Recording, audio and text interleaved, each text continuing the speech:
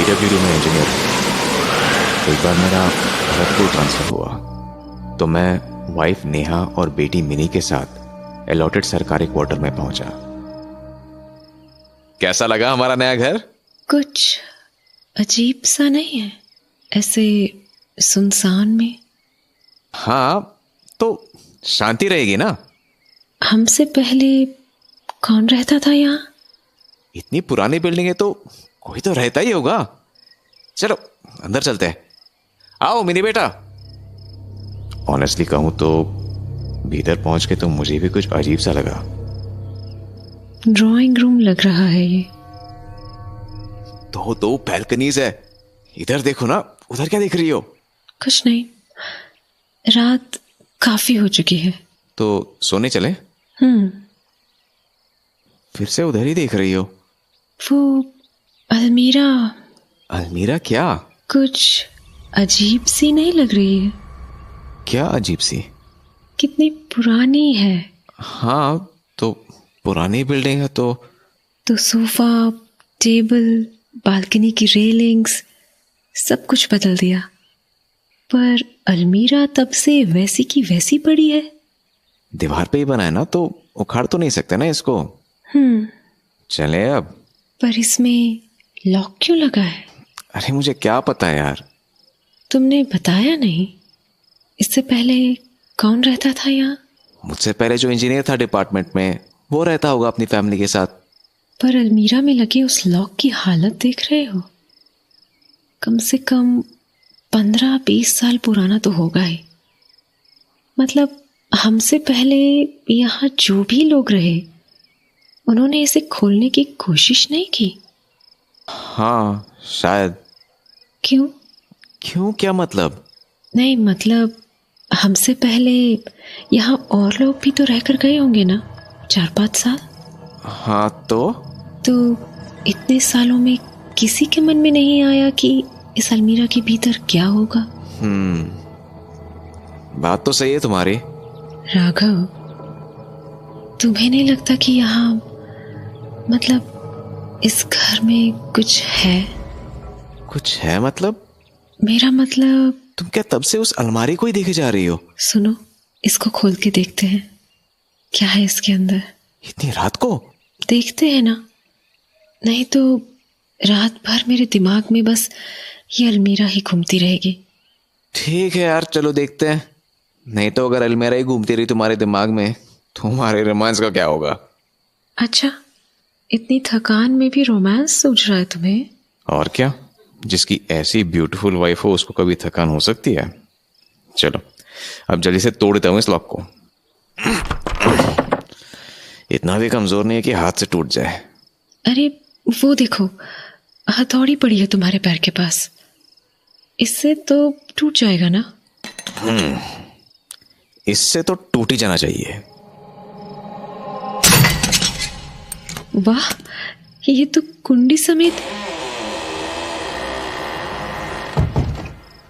कुछ भी तो नहीं है इसमें।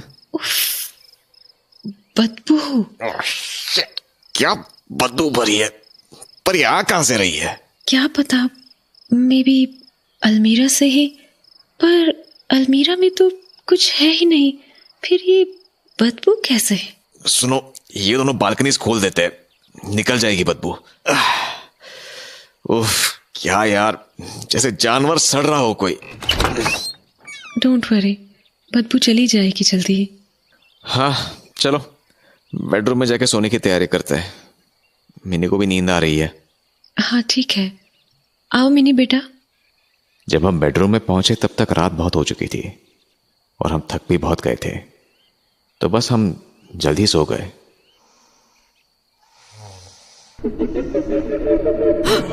उस अजीब सी आवाज ने नेहा की नींद खोल दी, तो उठकर उसने बेचैनी से इधर उधर देखा और ये जानने के लिए निकल गई कि आखिर ये आवाज आ कहां से रही है। तभी मेरी भी नींद खुली और नेहा को अपने पास ना पाके मैं उसे ढूंढता हुआ दूसरे कमरे में चला गया और वहां मैंने देखा कि नेहा बालकनी में खड़ी हुई है। तो मैं उसके पीछे गया और उसकी कमर पर हाथ रख दिया। नेहा, तुम यहाँ? तुम यहाँ क्यों आए? ऐसे चांदनी रात में कोई पागल ही होगा जो तुम जैसी खूबसूरत बीवी को अकेला छोड़ेगा। चांदनी रात में अकेले कितना अच्छा लग रहा है। अकेले कहाँ, मैं भी तो हूँ। अचानक किसी ने पीछे से मेरी कमर पर हाथ रखा और मैं चौंक गया। तुम? नेहा, तुम यहाँ मेरे पीछे? अरे, ऐसे चौंक क्यों गए मुझे देख के? नहीं, मतलब तुम तो मेरे आगे खड़ी थी ना, फिर ये पीछे से कहां से आ गई? क्या मैं तुम्हारे आगे खड़ी थी? राघव नींद में हो क्या? मुझे कुछ अजीब सी आवाज आई थी तो मैं घर से बाहर चली गई थी। नेहा की बातें सुन के मुझे बिल्कुल समझ नहीं आ रहा था कि अगर ये मेरे पीछे थी तो वो मेरे आगे कौन थी। मैं किससे बात कर रहा था? खैर, मैं ये सब सोच ही रहा था कि तभी अरे, मिनी को क्या हुआ? वो तो ऐसे आधी रात में कभी नहीं जागती। और जब हम भाग के मिनी के रूम में पहुंचे तो उसको रोता हुआ पाया। मिनी बेबी, क्या हुआ? नींद कैसे खुल गई तुम्हारी? मम्मा, मेरा टेडी, वो मेरा टेडी ले गया। टेडी ले गया? कौन ले गया तुम्हारा टेडी? अभी हम कुछ समझ पाते कि तभी किसी आहट से नेहा की नजर दरवाजे की ओर गई। राघव, उधर देखो। मिनी का टेडी उस लड़के के पास है। पर जैसे ही मेरी नजर घूमी, वो लड़का मुस्कुराया और अचानक भाग गया। हाँ, किधर गया वो? उधर भागा है वो, अलमीरा वाले रूम की ओर। और फिर मैं उस लड़के का पीछा करता हुआ अलमीरा वाले रूम में पहुंचा कि अचानक स्पार्क सा हुआ और सारे घर की लाइट चली गई। क्या साला, अब इस लाइट को क्या हो गया? और तभी चांद की हल्की सी रोशनी में मेरी नजर अलमीरा पर पड़ी। ओह, ये अलमीरा तो मैं खुली छूट गया था, फिर ये बंद कैसी हुई? ओह, तो वो लड़का इसके भीतर छुपा था। हाँ? आपने अब कैसे खोली है? टटोल के देखता हूं इसके भीतर, और मैंने उस अंधेरी अलमीरा में अपना हाथ डाला ही था कि भीतर से किसी ने मेरा हाथ जकड़ लिया। मैंने अपना हाथ छुड़ाने के लिए पूरी ताकत लगा दी। तभी मुझे लगा कि मुझे केवल एक नहीं बल्कि दो लोगों ने एक साथ पकड़ा हुआ है, और वो दोनों मिलकर मुझे अलमीरा के भीतर खींच रहे हैं। और तभी अचानक उन्होंने एक साथ मुझे छोड़ दिया और मैं गिरकर सीधा फर्श से टकराया।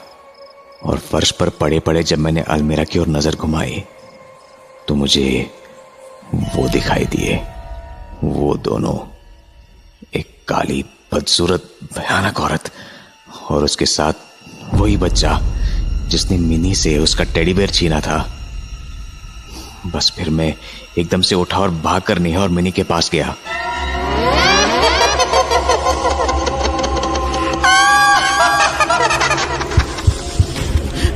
नेहा, मिनी को उठाओ और भागो यहां से। उसके बाद हम भागकर घर से बाहर निकल आए, और जब हम अपनी जान बचाकर उस घर से बाहर आए तो उसकी खिड़की से झांकते हुए हमें वो दोनों दिखाई दिए। उनकी आवाज अभी भी उस अंधेरी रात में गूंज रही थी। बस फिर उसके बाद हम एक दूसरे घर में शिफ्ट हो गए, जहां एक दिन नेहा ने मुझसे सवाल किया, राघव, पता चला क्या था वहां? क्यों हो रहा था वहां वो सब? हाँ, पूछा था किसी से। तो उसने बताया कि बरसों पहले एक काली बहुत ही बदसूरत औरत अपने बच्चे के साथ उस घर में रहती थी, पर उसके और उसके बच्चे की भयानक शक्ल के चलते लोग उनसे बात करना तो दूर, उनके पास आने से भी डरते थे। ओह। तो अकेलेपन के चलते उस औरत की दिमागी हालत इतनी खराब होती गई कि एक दिन उसने अपने बच्चे की जान ले ली। क्या? उसके बाद जब पुलिस उसे पकड़ने आई तो वो अपने बच्चे की लाश लेकर उसी अलमीरा में छुप गई। और जब पुलिस को बहुत ढूंढने से भी नहीं मिली तो वो घर को सील करके चले गए। नतीजा ये हुआ कि कुछ दिनों में वो भूखी प्यासी उसी अलमीरा में मर गई। ओह, और बस तब से उसकी और उसके बच्चे की आत्मा वहीं रहती है, उसी घर में।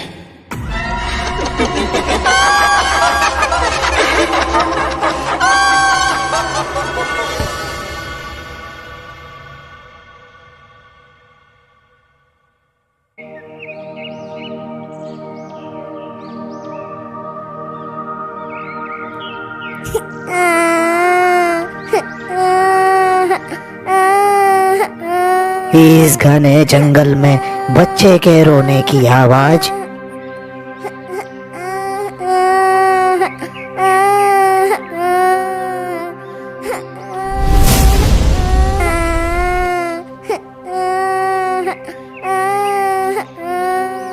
अरे ओ बेटा, क्यों रो रहे हो तुम? तुम्हारा घर कहाँ है? अरे अरे रो नहीं, तुम मुझे बताओ, तुम यहाँ जंगल में अकेले कैसे आ गए? मुझे भूख लगी है, मुझे खाना चाहिए। हाँ हाँ ठीक है, पर तुम्हारे माता पिता कहाँ पर हैं? मैं अकेला हूँ, माँ और पापा कहाँ हैं मुझे पता नहीं। अच्छा अच्छा ठीक है, चलो मेरे साथ, थोड़ी दूरी पर ही हमारा गांव है। जंगल में मिले बच्चे को लेकर बूढ़ी दादी अपने घर आ जाती है। पेट भरकर खाना खा ले। हाँ अम्मा, ओ अम्मा। कौन? विनोद सरपंच, आ जाओ अंदर। अम्मा, ये बच्चा किसका है? यह बालक मुझे जंगल में मिला है, रो रहा था, भूखा भी था, मैं लेकर आ गई अपने घर। पर इसके माता पिता इसे ढूंढ रहे होंगे अम्मा जी। अरे चुप कर, ढूंढ रहे होंगे, इतने घने जंगल में यह बच्चा जोर जोर से रो रहा था, इसके माँ बाप वहाँ होते तो इसे लेकर नहीं जाते क्या? ठीक है अम्मा, मैं आपसे कहने आया था कि 5 दिन बाद हर साल की तरह गांव में देवी की पूजा और पालकी है। आप सबसे बड़े हैं तो आपकी उपस्थिति जरूरी है। हाँ हाँ मुझे पता है।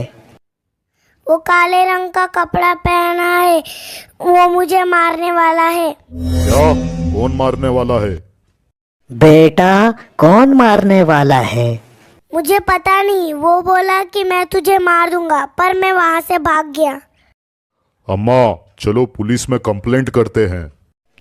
नहीं नहीं, यह बच्चा मेरे पास ही रहेगा, इसकी देखभाल मैं ही करूंगी।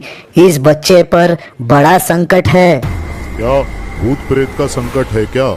भूत प्रेत की बात तो तू ना कर सरपंचे, तुझे याद तो है ना किस तरह से एक चुड़ैल ने तेरे कंधे पर बैठकर सवारी की थी?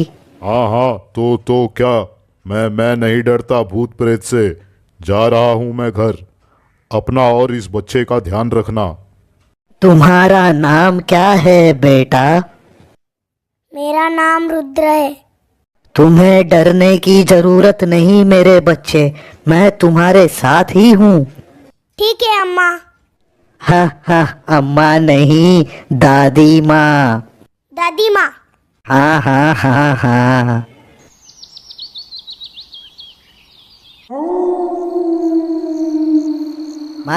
मालिक मुझे पता नहीं, मुझे सच में पता नहीं वह बच्चा कैसे भाग गया। मैं उसे किसी भी तरह से ढूंढ कर लाऊंगा। ये कोई मामूली गलती नहीं है राका, देख मुझे ठीक से। क्या तुझे डर नहीं लगता? मुझे बहुत शक्तिशाली बनना है, और वह बच्चा जिसकी बलि देकर मैं इतना शक्तिशाली बन जाता कि ये सारी दुनिया पर सिर्फ मेरा ही राज होता। पर तेरी लापरवाही, मालिक मालिक, मैं जल्द से जल्द उस बच्चे को आपके पास लेकर आ जाऊंगा। राका, मुझे किसी भी हाल में वह बच्चा जीवित यहाँ पर चाहिए। अगर ऐसा नहीं हुआ तो तेरा सिर मैं धड़ से अलग कर दूंगा। मालिक, मैं अभी जाता हूँ और उस बच्चे की तलाश करता हूँ।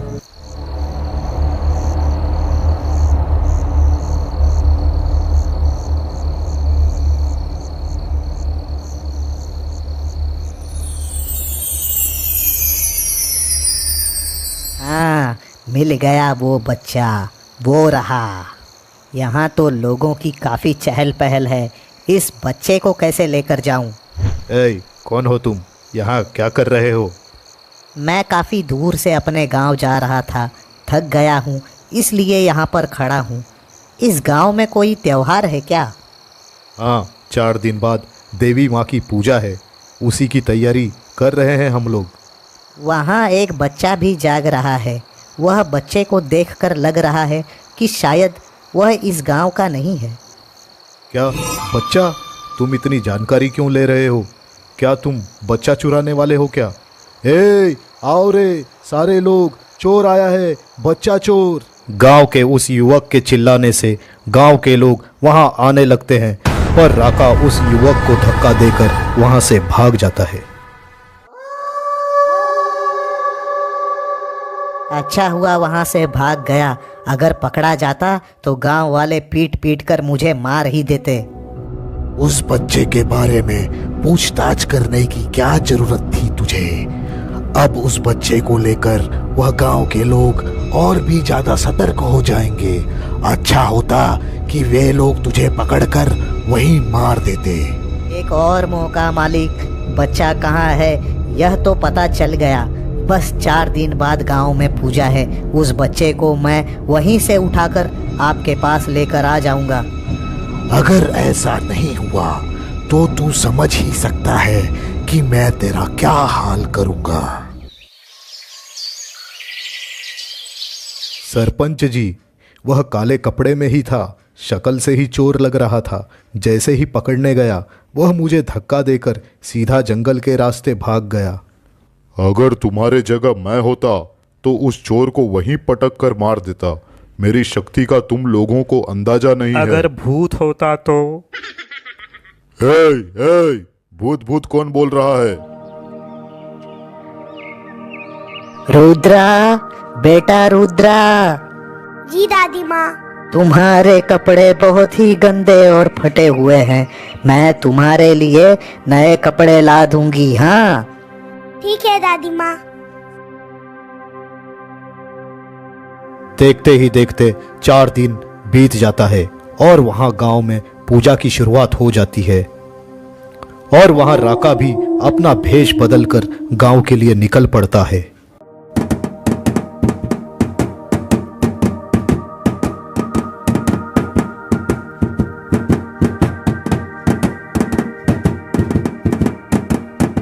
हे देवी माँ, आपकी वजह से ही हमारा गांव सुरक्षित है। गांव में आने वाले हर एक संकट से आपने हमारी रक्षा की है। हम लोगों से कोई गलती हुई हो तो क्षमा करें।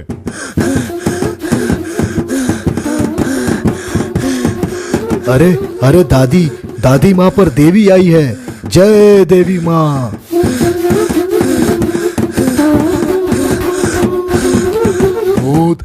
विनोद, क्या हुआ चाचा? इतना घबरा क्यों रहे हो? अरे, हम बकरी को चरा कर ला रहे थे तो जंगल के रास्ते में एक अनजान आदमी को भागते हुए देखा।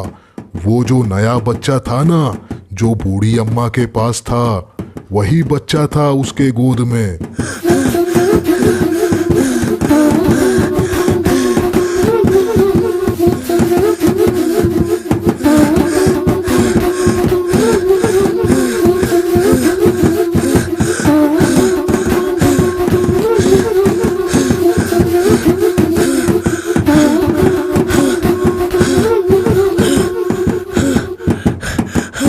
अरे, अम्मा जंगल की तरफ भागी है, चलो हमें भी जाना चाहिए। गांव में पूजा चल रहा है ना, देवी नाराज हो जाएगी। जो अम्मा ठीक से चल नहीं सकती वह दौड़कर जंगल के अंदर गई है। कुछ तो बड़ा संकट है। कुछ लोग मेरे साथ चलो, बाकी के लोग हवन पूजा की शुरुआत करो।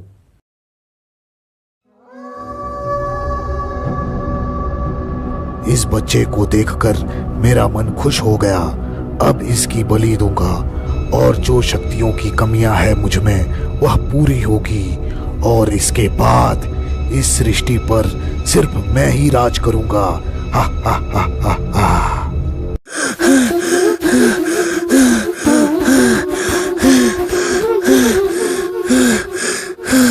ए बुढ़िया, तू यहाँ कैसे आ गई? चल, जान प्यारी है तो भाग जा यहाँ से।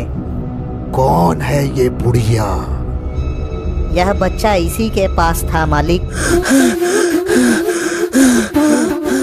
ओह, तो ये बुढ़िया यहाँ मरने आई है। हा हा हा हा हा हा हा।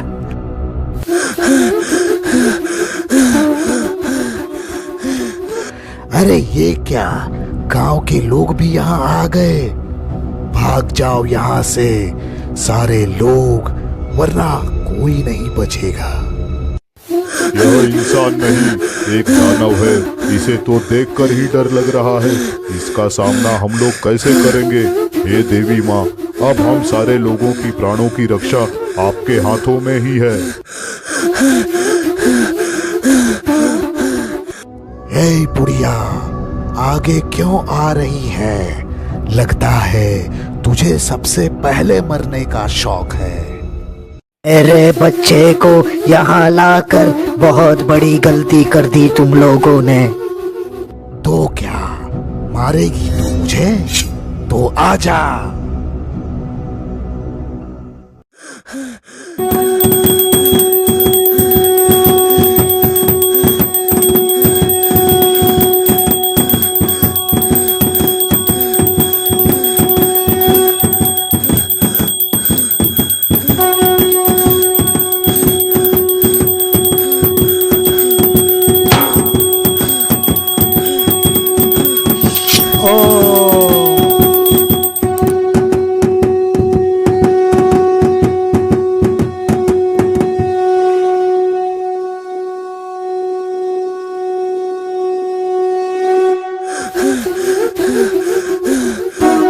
मुझे मत मारो, मुझे मत मारो। पापियों का साथ देने वाला भी पापी ही होता है।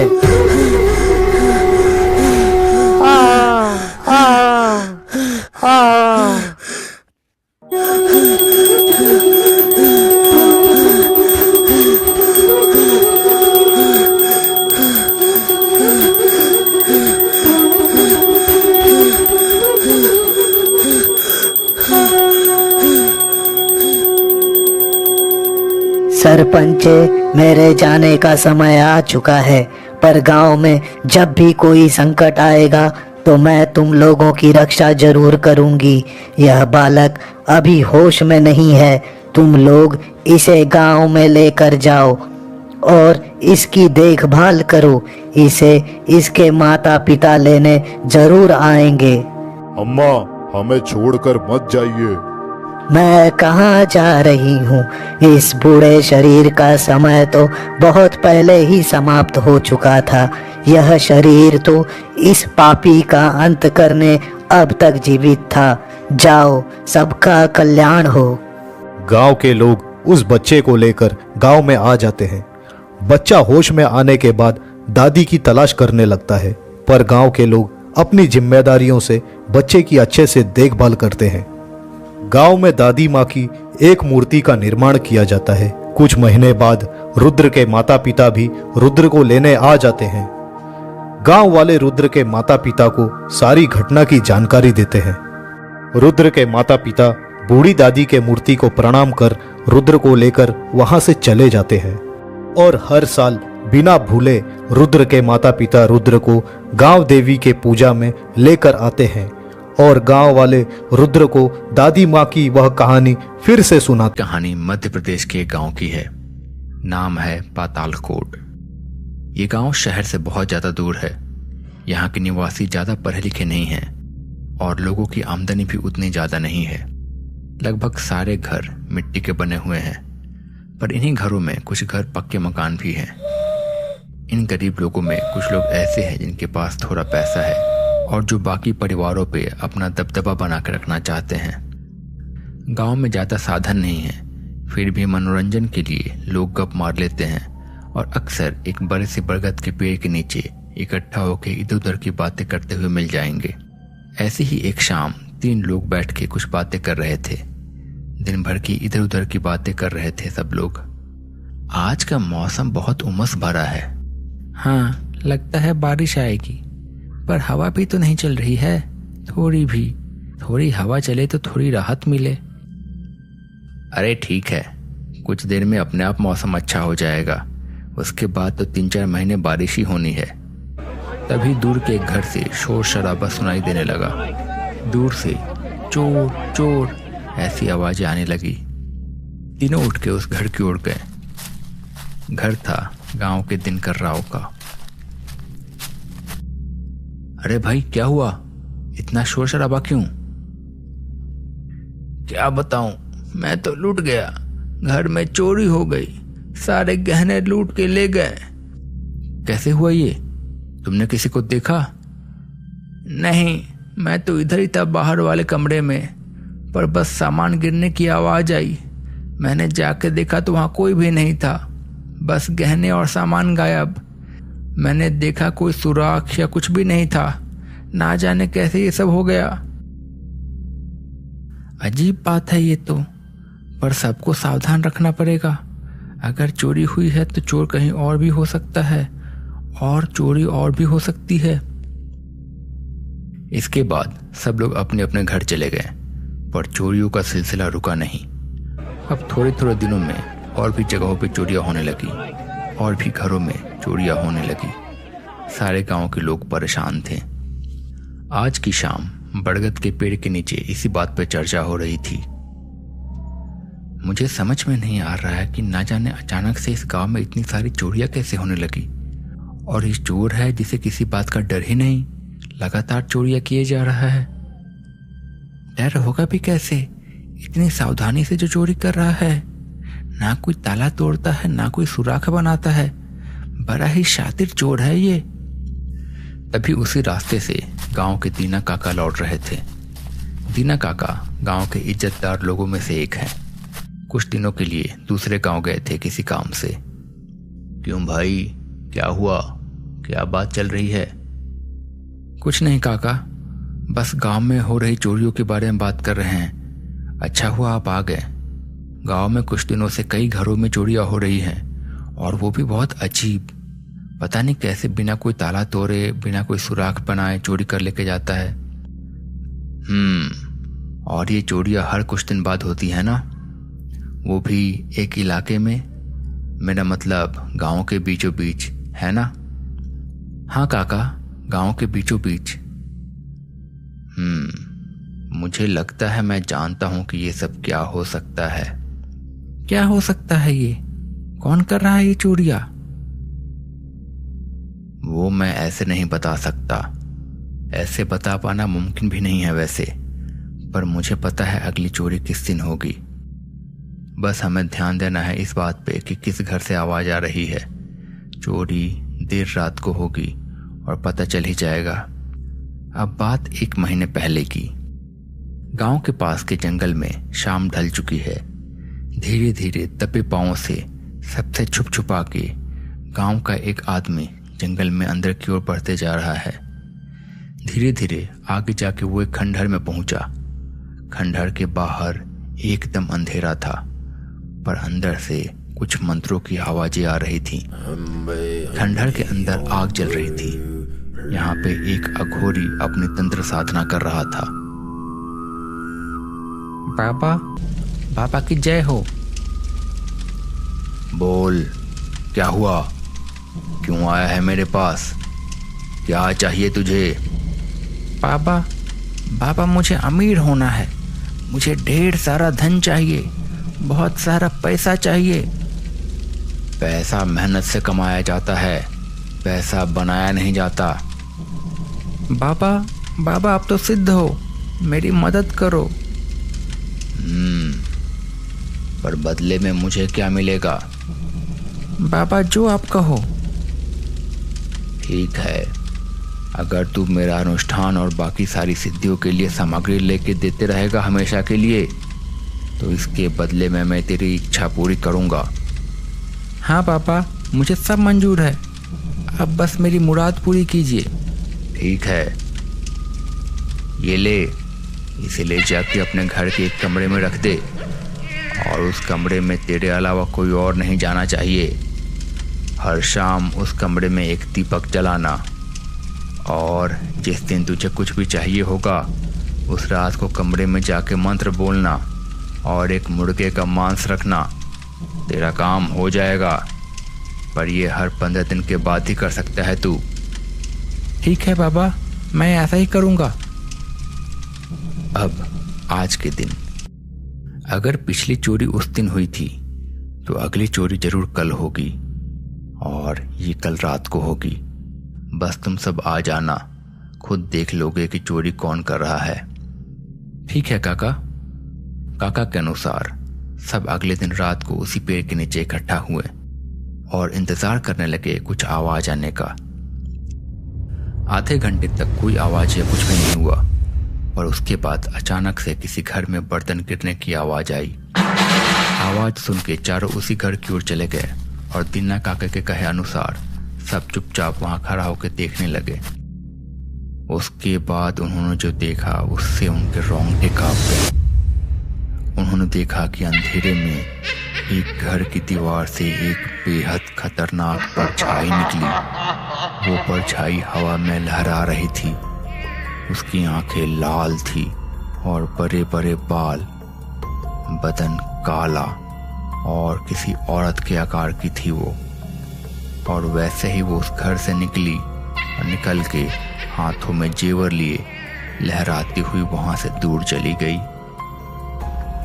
बाप रे बाप, काका वो क्या था? और वो क्यों चोरी कर रही थी? उसे क्या जरूरत है गहनों की? वो दीवालन प्रेतनी है। चोरी गहनों की वो किसी के कहने पे कर रही थी। जरूर किसी ने उसे बांध के रखा है। इन प्रेतनियों को अघोरी या तांत्रिक अपने वश में करते हैं और अक्सर जब कोई सही कीमत देता है तो उसे बेच देते हैं। फिर खरीदने वाला इंसान उससे अपना काम करवाता है और उन्हें कैद करके रखता है। पर फिर वो कभी पूजा पाठ नहीं कर सकता, ना ही कोई प्रसाद ग्रहण कर सकता है। ये प्रेतनी दीवार के आर पार जा सकती है और इसी तरह से एक दीवार से दूसरी दीवार पार कर जाती है। हो ना हो गांव का ही कोई इसे खरीद के लाया है। अरे भाई साहब, अब समझा कि कोई सुराग क्यों नहीं हो रहा है घरों में चोरी के बाद भी। पर काका, ये किसके घर से निकलती है, कैसे पता चलेगा? इसके लिए उस प्रेतनी को क्रोधित करना पड़ेगा। जैसा कि मैंने कहा है कि जो भी इसे खरीद के लाता है उसके घर में पूजा नहीं हो सकती, ना ही कोई प्रसाद ग्रहण कर सकता है वो। हाँ तो फिर? तो जाओ मंदिर से गंगा जल लेके आओ और आसपास के सभी घर की चौखट के अंदर छिड़क दो। आम लोग वैसे भी मना नहीं करेंगे, और अगर जिसके घर में है प्रेतनी उसके घर में अगर पूजा का गंगा जल गया तो खुद ही पता चल जाएगा कि कौन सा घर है। वो प्रेतनी अपने क्रोध से खुद बता देगी। काका के कहे अनुसार उन्होंने मंदिर से गंगा जल लिया और एक एक करके आसपास के सभी घरों में छिड़क दिया और आके वहीं खड़े हो गए। अचानक से एक घर से बड़ी जोर की आवाजें आने लगी, जैसे कोई बर्तन फेंक रहा हो, कुछ टूट रहा हो घर में। घर के सभी लोग चिल्लाने लगे। दीना काका और बाकी सब उधर पहुंचे। वहां जो देखा तो देख के दंग रह गए। ये वही घर था जहां सबसे पहले चोरी हुई थी। ये घर था दिनकर राव का। इसके बाद काका और बाकी सब घर के अंदर गए तो देखा कि अंदर चोरी के गहने और सामान थे एक कमरे में। काका और बाकी सबके सख्ती से पूछने पे उसने बताया, हाँ मैंने ही दीवालन प्रेतनी साधी थी अघोरी से और सबसे पहले अपने घर में ही चोरी की और नाटक किया ताकि किसी को मेरे पे शक ना हो, और अगर आप ना होते तो शायद मैं पकड़ा भी नहीं जाता। ये कहानी यहीं समाप्त होती है।